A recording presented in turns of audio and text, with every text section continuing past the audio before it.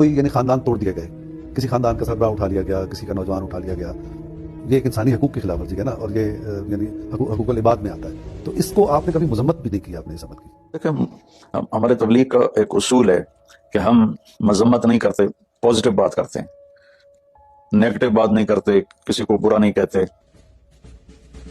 عن حذیفہ رضی اللہ عنہ النبی صلی اللہ علیہ وسلم قال، حضرت حذیفہ سے مروی ہے، وہ روایت کر رہے ہیں محمد رسول اللہ صلی اللہ علیہ وسلم سے، والذی نفسی بیدہ، لوگوں کان کھول کر سن لو، میں اس ذات کی قسم کھا کر کہہ رہا ہوں جس کے ہاتھ میں میری جان ہے.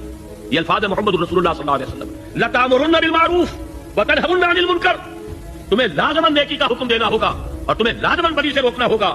او لیوشکن اللہ ان یبعث علیکم عقابا، ورنہ پھر اس کا اندیشہ ہے شدید کہ اللہ تعالیٰ تم پر ایک بڑا شدید عذاب بھیجے گا. ثم تدعونہ فلا یستجاب لکم، پھر تم اسے پکارو گے، دعائیں کرو گے، گڑگڑاؤ گے اور تمہاری دعا قبول نہیں. اسے روایت کیا امام ترمذی نے فرمایا حدیث حسن. یہ ہے سبب، دعائیں کرتے رہیے.